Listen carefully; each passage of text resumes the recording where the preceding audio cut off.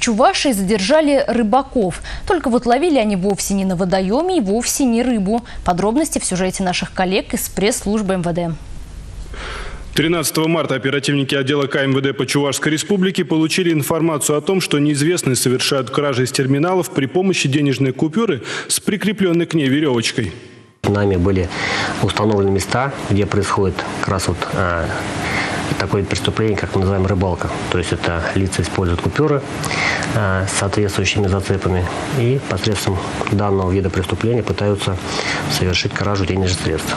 Злоумышленники были задержаны тем же вечером. Ими оказались жители Москвы. Сейчас в отношении них возбуждено уголовное дело. Один из них оказался ранее судимым по статье 161, часть 1 грабеж.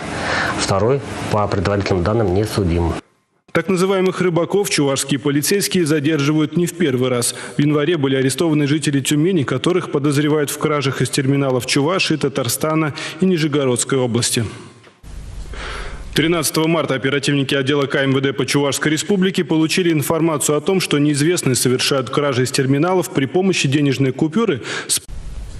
В Чувашии задержали рыбаков. Только вот ловили они вовсе не на водоеме и вовсе не рыбу. Подробности в сюжете наших коллег из пресс-службы МВД. прикрепленной к ней веревочкой.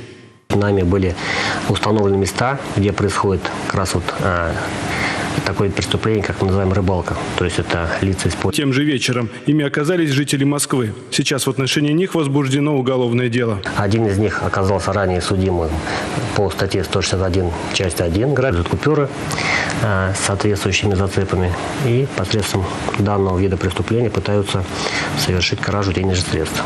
Злоумышленники были задержаны